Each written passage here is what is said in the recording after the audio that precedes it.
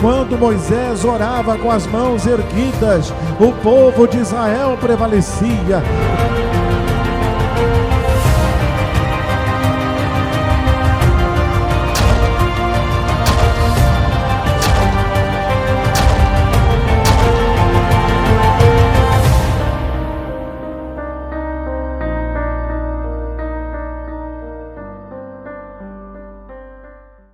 Glória a Deus, é um prazer poder recebê-los aqui. Chuva lá fora, mas chuva de bênção aqui dentro, né? Em nome de Jesus. Mas vamos lá, pessoal. Hoje o Espírito Santo nos traz uma palavra que o barulho da chuva não vai atrapalhar você de ouvir. Amém? Claro. Que vem falou muito ao meu coração esses dias. Eu até compartilhei com os pastores. 8 erros que Saul cometeu. Nós vamos aprender. E a Bíblia, ela é tão clara, pessoal, que ela não esconde os erros que homens e mulheres cometeram. Tá? E isso aqui é lição para nós. Nós vamos abrir a Bíblia lá no primeiro livro de Samuel. Hoje nós vamos dar um passeiozinho na Bíblia aí, em vários versículos, mas certamente será para proveito nosso. Primeiro livro de Samuel, capítulo 10. Mas para você entender, Israel era uma nação que não estava mais debaixo do jugo do Egito, e nem de nação alguma. Eles viveram lá por mais de 500 anos como escravos, mas Deus agora os libertou. Eles estavam na terra prometida, estavam crescendo, amadurecendo como uma nação.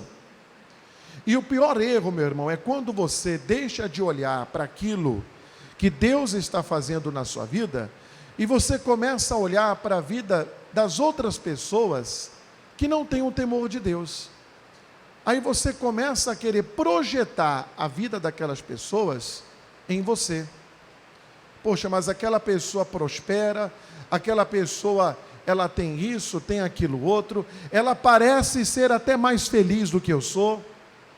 E Deus, Ele está lidando com você a cada dia, mas você não entende isso. Então você começa a pensar que você tem que copiar o mesmo exemplo, o mesmo padrão daquela pessoa, que nunca jamais deveria servir para você.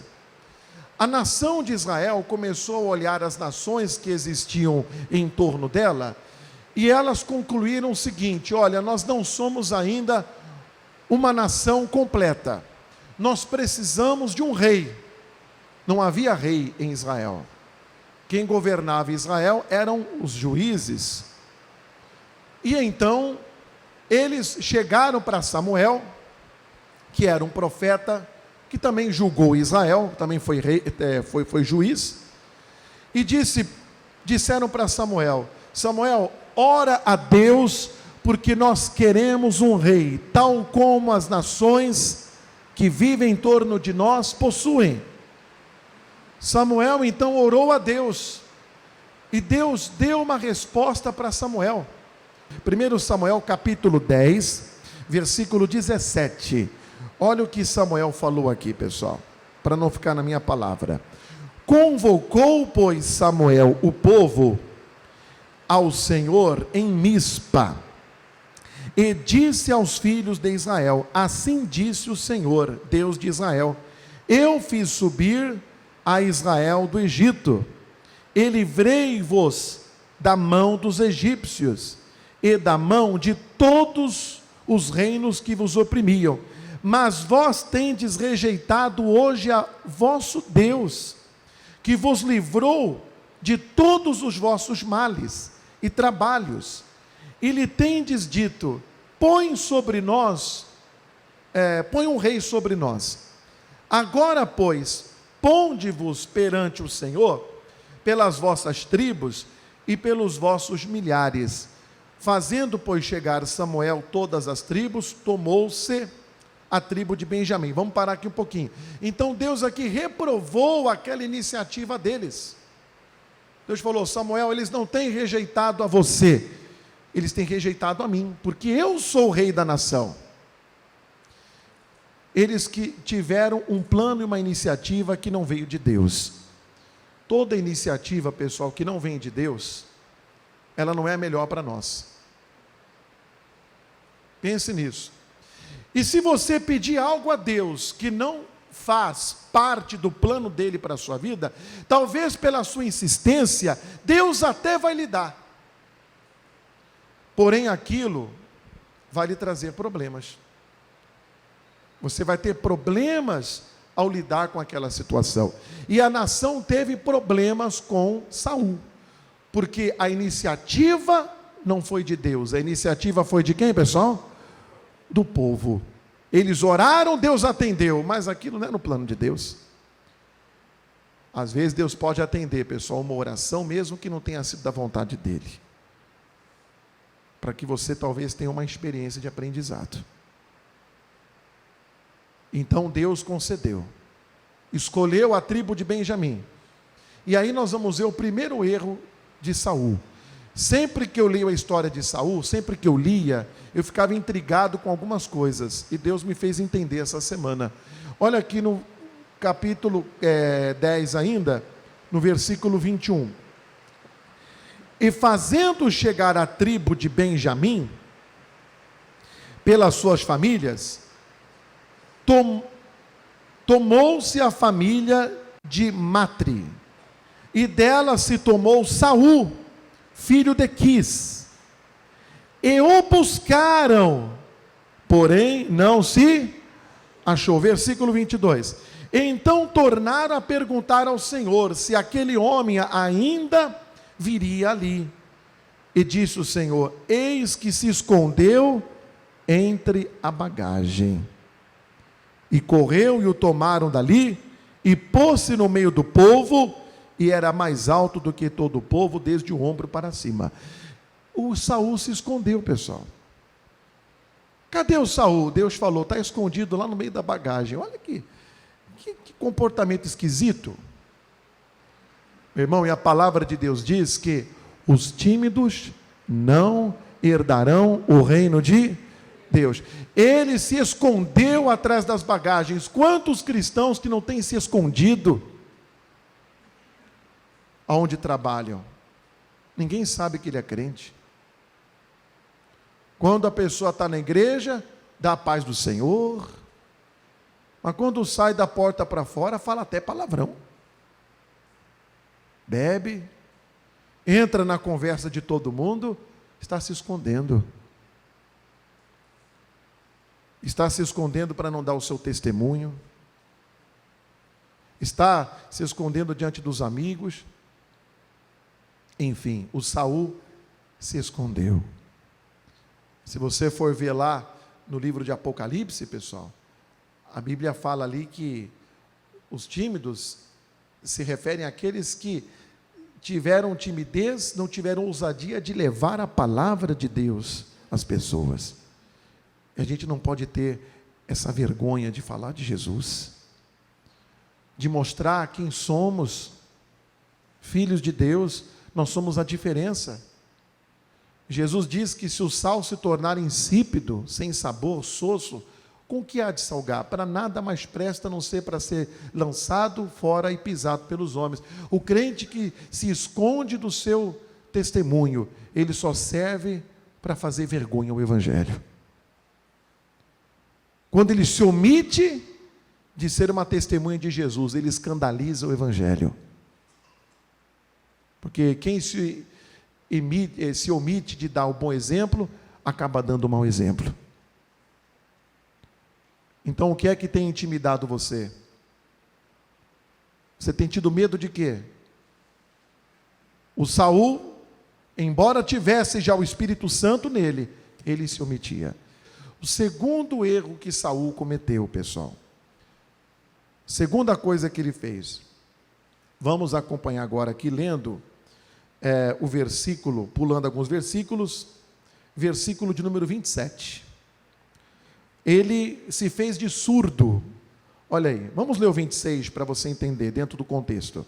E foi também Saul para a sua casa, a Gibeá, E foram com ele do exército aqueles cujo coração Deus tocara. E olha o que diz o 27. Mas os filhos de Belial disseram: é este que nos há de livrar? E o desprezaram, e não lhe trouxeram presentes. Porém, ele se fez o que, pessoal? De surdo. Meu irmão, um alerta, uma observação, abre parênteses. Cuidado com os filhos de Belial. Os filhos de Belial eram aquelas pessoas, ali nesse caso, que eles viram a apresentação de Saul, que Saul foi encontrado, como nós vimos lá. E depois que Saul foi apresentado como rei, eles disseram um para o outro assim, ó, ele que vai reinar sobre a gente? esse panaca aí? Os filhos de Belial têm sempre, pessoal, uma opinião contrária. Cuidado com os críticos. Cuidado com aqueles que sempre estão criticando o que existe. Seja bom, seja ruim, tem sempre uma crítica para fazer. Estão entendendo, pessoal? A Bíblia diz: caçai as raposinhas, porque elas fazem mal às vinhas. Na hora que Saul identificou aquelas pessoas que estavam ali se opondo, ele deveria não se fazer como surdo, deveria, no mínimo, ter chamado para uma conversa, ter se aproximado daquelas pessoas. Mas ele fez de conta que aquilo não estava acontecendo. Existem coisas, pessoal, que acontecem muitas vezes dentro da nossa casa. Vou dar como exemplo. Você vê um comportamento errado do seu filho. Você vê, por exemplo, o seu filho maltratando um outro filho seu, 2 irmãos. Isso é normal. É coisa da idade. Você está se fazendo como surdo. E aquilo ali, meu irmão, ou cego, não é? Vai desenvolvendo-se. Aquilo que hoje é uma raposinha, amanhã será o que? Uma raposona. As raposas crescem. Verdade. É normal. Criança mimada. Não, é coisa da idade. Está se fazendo como cego e surdo. Verdade. Jesus diz que se o teu irmão pecar contra você, o que você tem que fazer? Se fazer como surdo? Não. Chama ele. Chama a atenção dele. Repreende ele. Se ele te ouvir, você ganhou o teu irmão. Se ele não te ouvir, entrega a ele. Leva ele ao pastor. E se nem o pastor ele ouvir, considere ele como um publicano. Como um gentio e publicano. Jesus falou isso, não foi nenhuma doutrina de pastor, não. Foi o próprio mestre que ensinou isso aí. Mas o que você não pode é aceitar que as coisas são assim mesmo. De maneira nenhuma. Estão entendendo, pessoal? Pequenas coisas que você nota, que você vê, não é normal. Mas eu não vou ligar para isso. Deveria ligar. Deveria se importar. Esse foi o segundo erro. O terceiro erro que a gente vê aqui, no caso do Saul. Nós vamos agora para o capítulo 13, vamos pular alguns capítulos, e nós vamos para o versículo de número 8 em diante. Israel estava agora no campo de peleja contra os filisteus. Na época, Israel pelejava muito contra os filisteus. Os filisteus eram uma pedra no sapato dos judeus. E esperou 7 dias, até o tempo que Samuel determinara. Não vindo, porém, Samuel a Gilgal, o povo se espalhava dele. Então disse Saul: trazei-me aqui o holocausto e ofertas pacíficas. E ofereceu o holocausto. E sucedeu que, acabando ele de oferecer o holocausto, eis que Samuel chegou, e Saul lhe saiu ao encontro para o saudar.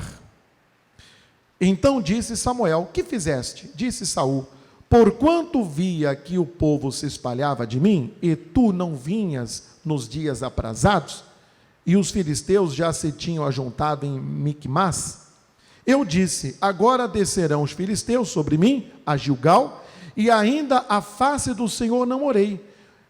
Agora presta atenção no que diz, vamos ler juntos? Forcei-me e ofereci o holocausto. Para aqui um pouquinho. Haviam regras que Saul não respeitou. O único que podia oferecer o holocausto era, nesse caso aqui, o sacerdote. E o Saul não tinha autorização para isso. Eles estavam lá à frente dos filisteus, na frente de batalha, eu digo, e ele percebeu que o Samuel, que era quem deveria ter chegado, não é? E oferecido aquela oferta ali, ele não chegou. Aquela demora do Samuel já foi um teste. Existem coisas na nossa vida que acontecem, pessoal, que parece que fogem do cronograma. Aquilo ali é para testar o nosso caráter. É para ver se nós realmente somos fiéis. Porque as coisas de Deus nunca se antecipam e nunca chegam atrasadas. O Samuel, ele não chegou na hora que ele combinou, no dia que ele combinou lá no arraial dos judeus, dos hebreus. Mas aquele atraso, embora Samuel não soubesse, aquilo teve um propósito divino: provar Saul. O Saul, vendo que o Samuel não chegava, o que foi que ele fez? Ele desobedeceu. Desobediência. Quando ele diz aqui que ele forçou, sabe o que ele forçou? A consciência dele. Tem muita gente que está violando a sua consciência. Sabe aquele negócio? A pessoa diz assim: eu sei que é errado, mas eu tenho que fazer isso. Eu sei que eu não posso, mas eu vou fazer. Eu não deveria, mas eu preciso. Alguém ainda diz assim: é por uma causa nobre. Não é? Teve uma vez até que eu ouvi um irmão em Cristo falando o seguinte: não, porque está escrito, não sejais demasiadamente justo. E a pessoa fazendo isto, pessoal, usando até indevidamente um versículo bíblico, ela acaba violando a sua consciência. Tem muita gente que já a consciência não dói. Ela comete um erro. Eu precisava fazer isso. A Bíblia fala de pessoas que tiveram, pessoal, a consciência cauterizada. O quarto erro que ele cometeu, pessoal, ele começou a oprimir o seu povo. Bom, Israel continuava lutando contra os filisteus. O filho de Saul, qual era o nome dele, daquele filho bem falado, hein? Jonatas. Ele estava lá naquela peleja. E sabe o que o Saul fez?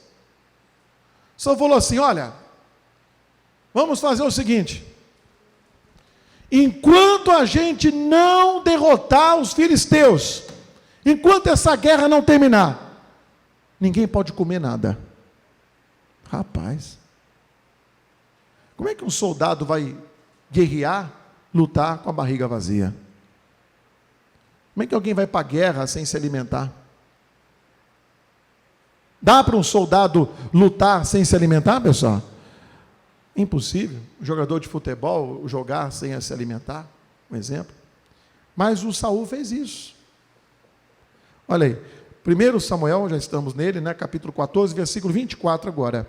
E estavam os homens de Israel já exaustos naquele dia, porquanto Saul conjurara o povo, dizendo: maldito o homem que comer pão até a tarde, para que me vingue de meus inimigos. Pelo que todo o povo se absteve de provar pão. E todo o povo chegou a um bosque, e havia mel na superfície do campo. E chegando o povo ao bosque, eis que havia um manancial de mel. Porém ninguém chegou a mão à boca, porque o povo temia a conjuração.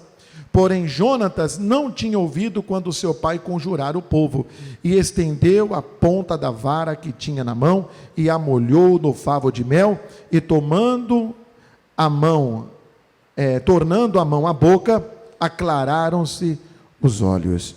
Então respondeu um do povo e disse: solenemente conjurou teu pai e o povo, dizendo: maldito o homem que comer hoje pão. Pelo que o povo, o que, pessoal?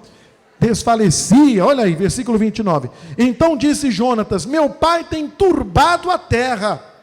Ora, vede como se me aclararam os olhos, por ter provado um pouco deste mel.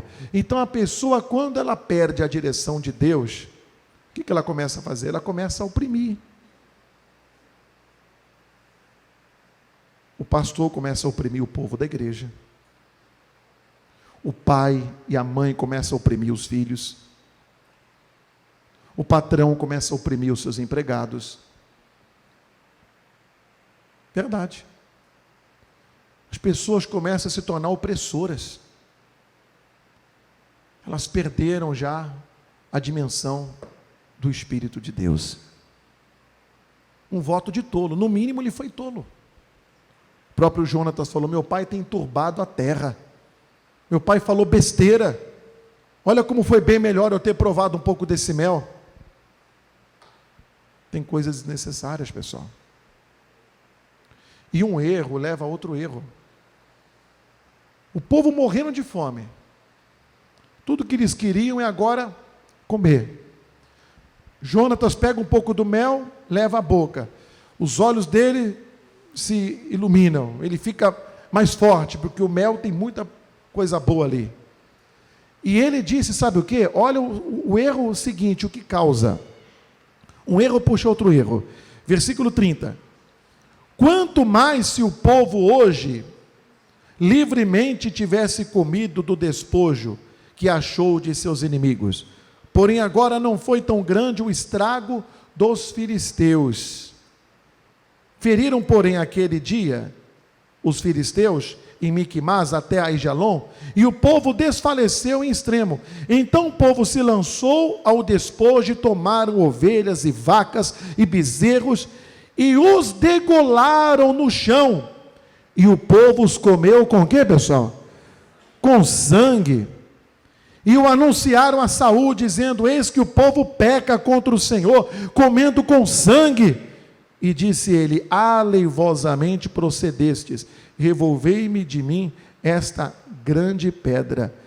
Vamos parar aqui um pouquinho. O povo com fome, eles pegam, detonam ali, acabam com os filisteus, pegam do despojo dos animais ali, das ovelhas dos filisteus, matam e comem com sangue, cometeram um pecado. A opressão faz a pessoa inteligente, a pessoa de Deus, às vezes, ficar perturbada, de tanta opressão. Olha aí. Isso, pessoal, não isenta a pessoa das suas responsabilidades. A alma que pecar, essa morrerá. Mas vou dar um exemplo para você do que o Espírito Santo está procurando nos ensinar aqui hoje. Uma pessoa oprime tanto a outra, oprime uma outra pessoa. Essa outra pessoa, de tanta opressão que ela sofre, ela faz besteira. Claro que essa pessoa que fez a besteira, ela é responsável pelos seus atos. Sim ou não? Sim. Mas será que essa que oprimiu não tem parte dessa culpa? Porque ela criou a atmosfera, a motivação, sei que eu posso chamar de motivação, para que aquela pessoa fizesse o errado. Já ouviram aquele ditado, aquela expressão? Uniu-se a fome com a vontade de comer? O povo viu aquelas ovelhas ali, tudo que eles queriam era comer, se alimentar, não tiveram nem tempo. Já viram uma pessoa com fome comendo? Fome, não estou falando ficar 3, 4 horas sem comer nada, não. Eu estou com fome, isso não é fome. Alguém que ficou 3 dias sem comer, 4 dias sem comer, dá um prato de comida para ela. Ela vai ser toda educada, não vai pegar a faca, o garfo, vai cortar, vai colocar na boca, mastigar, vai conversar. Não é assim?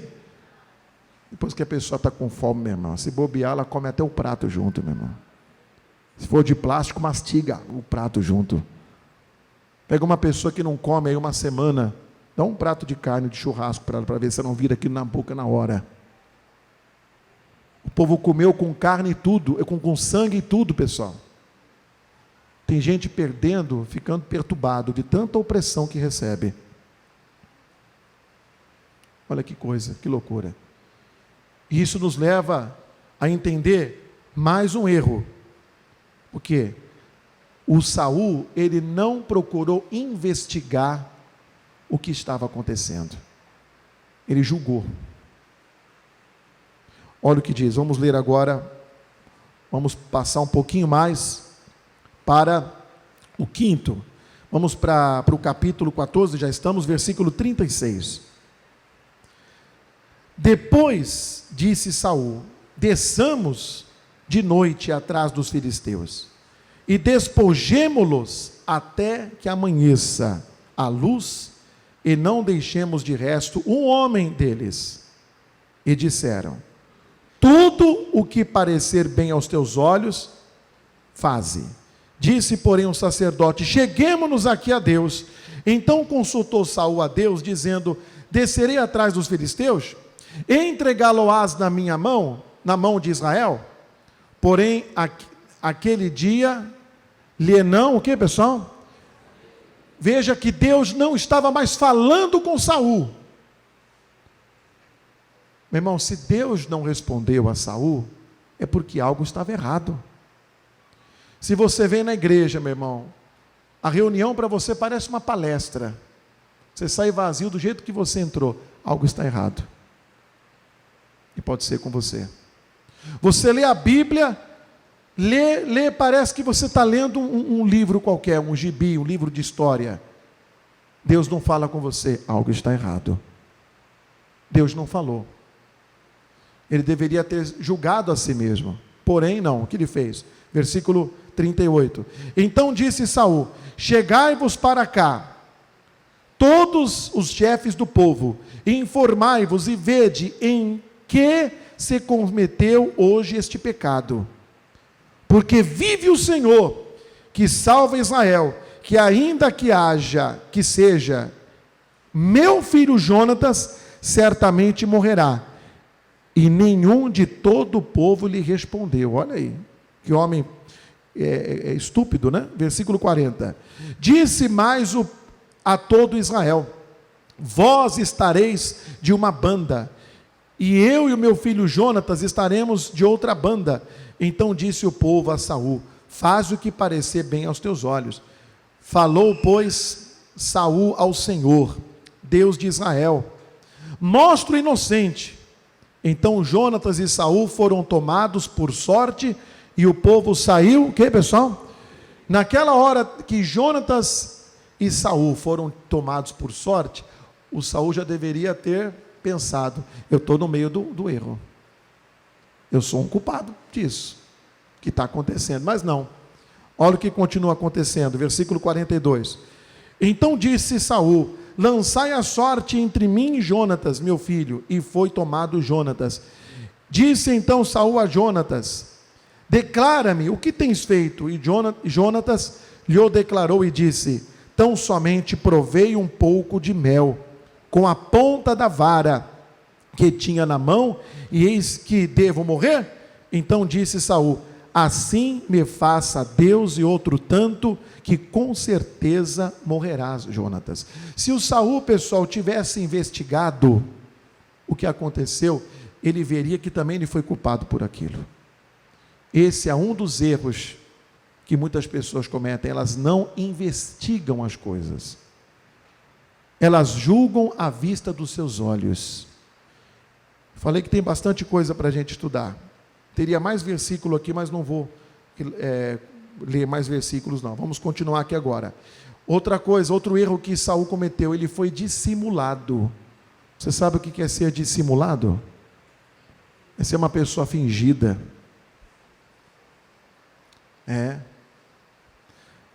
O Saul era dissimulado, pessoal. Ele tinha esse caráter, essa personalidade. O missionário R.R. Soares, ele diz o seguinte, meu irmão, que é melhor você ficar vermelho agora do que você ficar amarelo por toda a eternidade. E o Saul, que ele procurava fazer, era manter como é que as pessoas falam? As aparências. Vamos manter a aparência de que tudo está bem. Não adianta você manter a aparência superficialmente. Se ao furar isso, se quebrar isso, se essa superfície, se essa aparência não passa de uma casca de ovos, e ao furar esta aparência aí, está vazio, está oco por dentro. E pior do que oco, está até podre. O Saul estava podre e procurando manter as aparências, se dissimulando. E o fingimento é uma das razões do porquê que existem pessoas que estão há tanto tempo na igreja e não crescem, não se desenvolvem, porque elas criam uma imagem para que as pessoas acreditem naquela imagem que elas criam, mas elas nunca foram aquela imagem que elas criaram delas mesmas, para os outros acreditarem. E já diz alguém que a mentira tem o que, pessoal? Tem perna curta. E para crescer espiritualmente, tem que deixar o fingimento. Meu irmão, coisa séria isso aqui. Ele deveria, diante daquela exortação do profeta, ficar, quietinho. Sim, senhor. Estou errado. Não, ele começou ali a alterar a voz. Não, foi o povo, eles que escolheram, não sei o que, piriri, pororó. Samuel falou, Deus já escolheu outro que tem um coração como o dele para poder reinar. Você não sai para ser rei. Uma vez, pessoal, pastor Jaime de Amorim, que eu tenho ele como um pai, me batizou, me levantou no ministério, ele me chamou a atenção, como algumas vezes aconteceu, né? Eu como filho, eu tinha que, na fé, simplesmente parar e ter ouvido. E uma vez eu argumentei, não discuti, nunca bati boca, não, mas eu quis dar uma justificativa. Ele só me disse o seguinte, irmão, eu acabei de pregar sobre um assunto que eu acho que você não entendeu. Ele tinha pregado sobre 2 Timóteo 2,24. Falei, sim, senhor, pastor, me perdoa. Devia ter ficado quieto.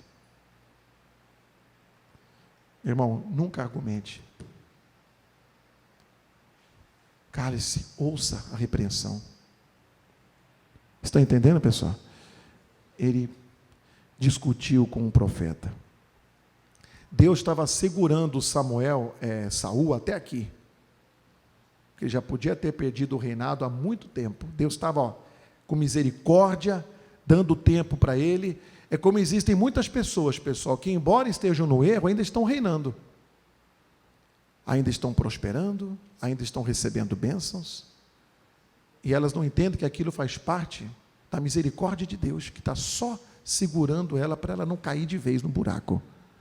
Até aqui Deus teve paciência com ele, mas a partir daqui foram as próprias escolhas dele, erro seguido de erros, sem arrependimento, que foi levando ele para um buraco cada vez mais fundo. E Deus falou, eu não posso mais, agora eu vou ungir outro homem para ser rei. E ele encontrou Davi, que como nós sabemos, a Bíblia diz que foi um homem segundo o coração de... Mas eu quero ainda mostrar para você o oitavo erro, o oitavo e último. Eu falei para você aqui que o Saul, ele procurava manter o quê, pessoal? As aparências. Quando Samuel disse isso a ele, para concluir, vamos para o capítulo de número 24. Então disse Saul a Samuel, pequei. Olha só, parece que ele se arrependeu, né? Vai vendo.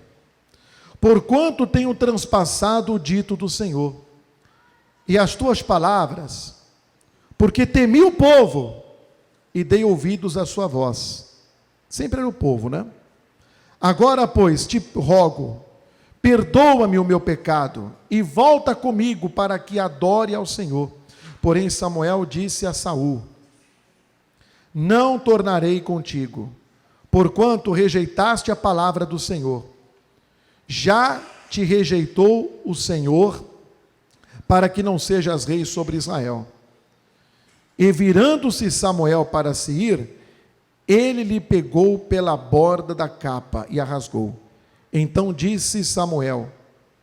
Samuel lhe disse: o Senhor tem rasgado de ti o reino de Israel, e o tem dado ao teu próximo melhor do que tu. E também aquele que é a força de Israel não mente, nem se arrepende, porquanto não é um homem para que se arrependa. Olha o versículo 30 agora. Disse ele então, vamos ler juntos? Pequei, honra-me, porém, agora diante dos anciãos do meu povo e diante de Israel, e volta comigo para que adore o Senhor teu Deus. Perceba que ele queria mais era ser honrado diante do povo. Ele queria, como eu disse, volto a dizer, manter o que, pessoal? As aparências. Ele não queria perder o trono. Tem muita gente que não quer perder, às vezes, a posição, pessoal.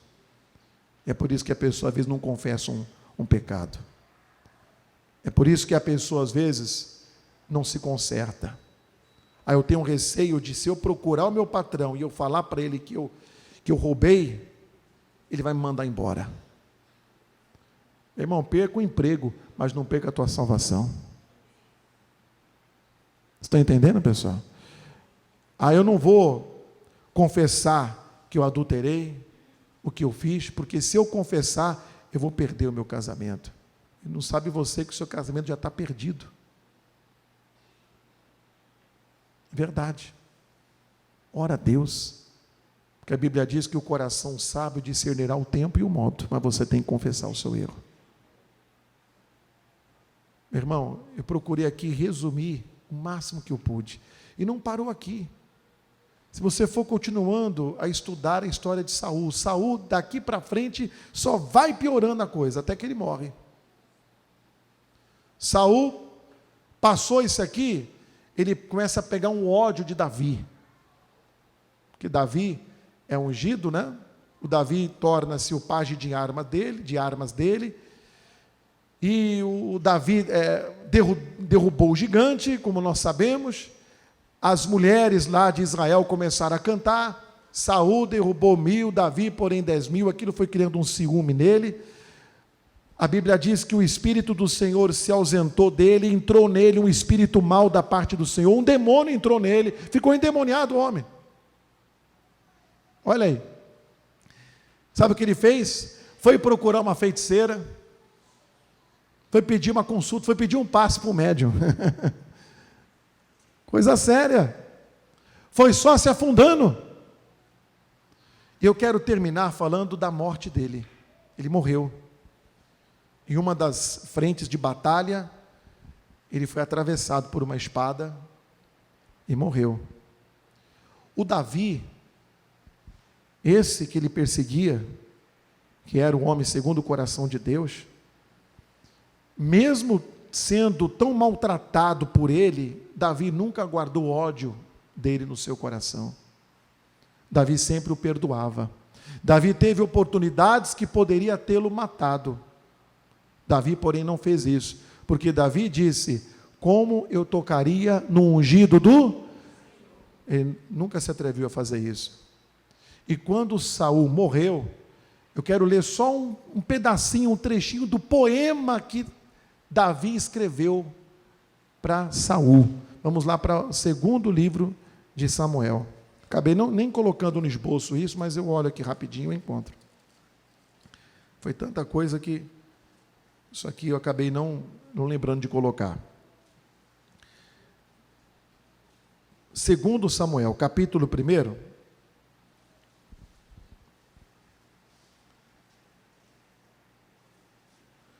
versículo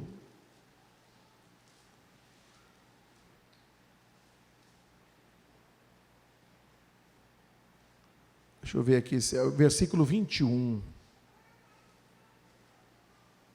É isso mesmo.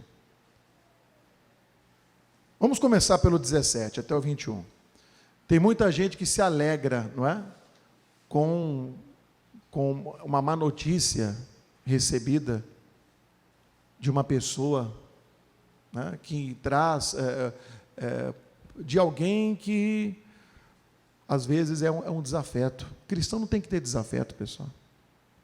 Jesus diz que nós temos que orar por aqueles que nos perseguem e nos maltratam. E uma coisa que é interessante, esse versículo é um versículo que nunca as pessoas conseguem gravar na mente. Esses dias eu apliquei uma prova para os obreiros, ninguém acertou. Incrível isso. Nas igrejas que eu passo, eu pergunto, ninguém completa. Agora, se eu disser, o Senhor é meu pastor, né? E por aí afora vai. Pelas feridas de Jesus, orai pelos vossos, bendizei os que vos...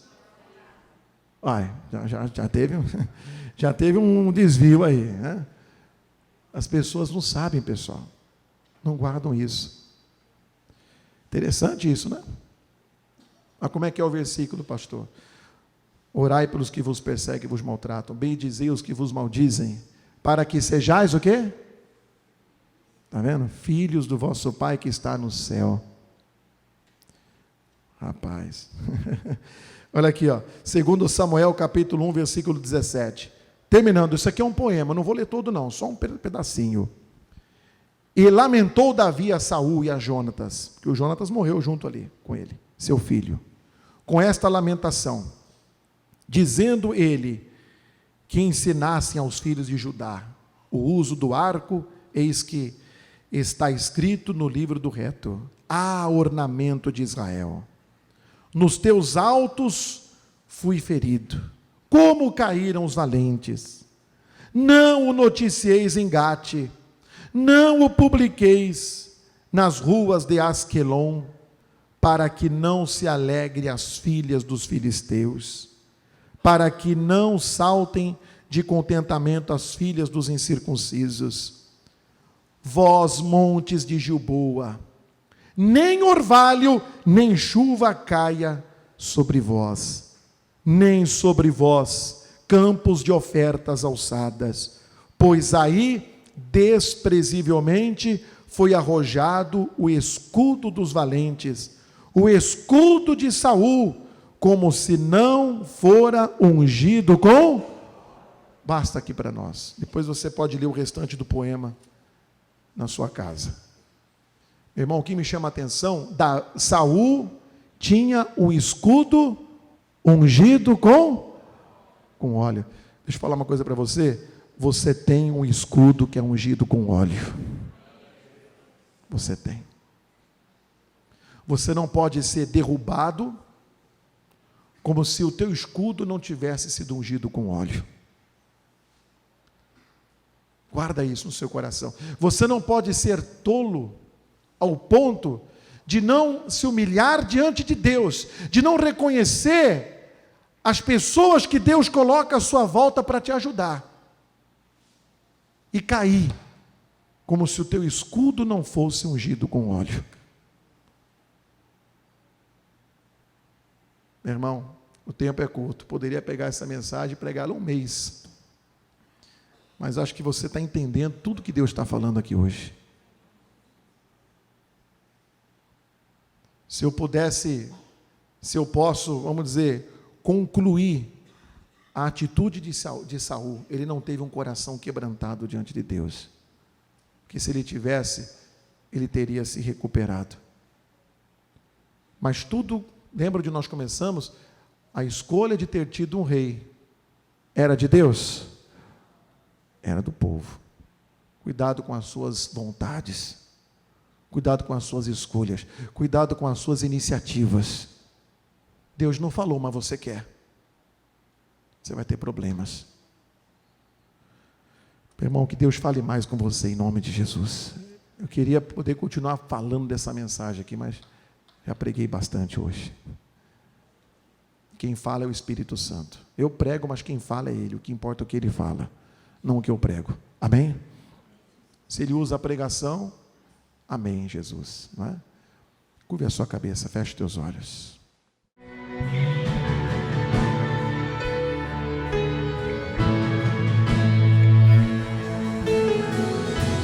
Deus é o maior construtor, a justiça até pintou.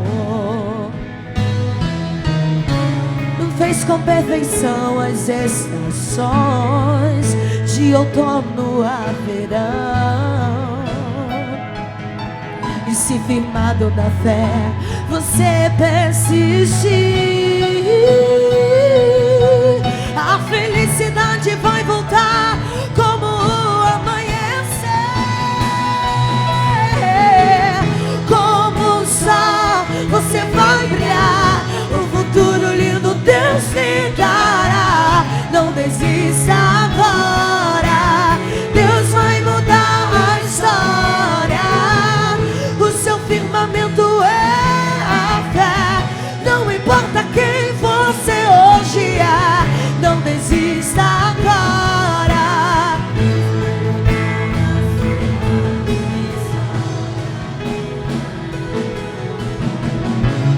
Como em uma construção, tijolo a tijolo deve se colocar, de oração em oração.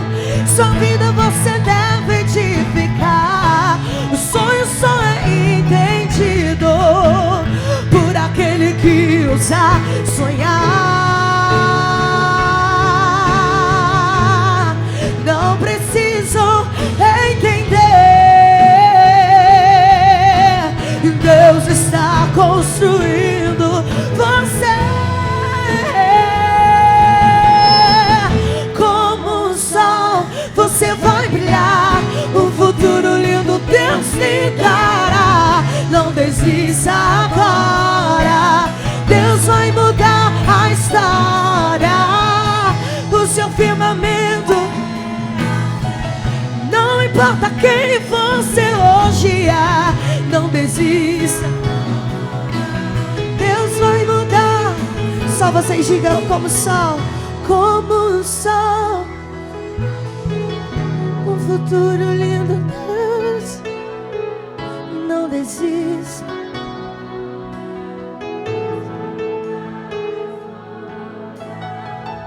O seu firmamento é a fé, não importa quem você hoje é. Não desista, Deus vai mudar a sua. Não desista agora, Deus vai mudar a sua história. Deus vai mudar a sua história. Aleluias. Jesus quer mudar a sua história, meu irmão. E é por isso que Ele te trouxe essa palavra hoje. Ah, meu irmão, quem tem ouvidos, ouça o que o Espírito diz às igrejas. É o que Deus hoje falou ao nosso coração. Oh, meu irmão, Deus quer te dar o verdadeiro alicerce, que não está sobre a dissimulação, a hipocrisia. Oh, que não está, meu irmão querido, não está, oh, no medo, não está na desobediência. Ah, meu irmão, verdadeiro alicerce que está na palavra. Aleluia. Não está na violação da consciência. Não force a sua consciência, meu irmão, minha irmã. Não viole a sua consciência. Oh, Deus quer mudar a sua história. Se tudo foi arruinado, se tudo se perdeu, ah, Deus quer reconstruir. Você não está aqui em vão, você não está aqui à toa. Deus te trouxe aqui neste lugar. Aleluia. Oh, meu irmão, minha irmã, desmanche-se na presença de Deus. Oh, Senhor, eu quero te servir. Eu quero fazer a tua vontade, Senhor. Oh, Deus, o meu escudo é ungido com óleo. Oh, meu irmão, o seu escudo é ungido com óleo. Você não pode cair. Oh, meu irmão, minha irmã, você não pode ser, oh, derrotado, destruído, como se o teu escudo não fosse ungido com óleo. Quando Moisés orava com as mãos erguidas, o povo de Israel prevalecia.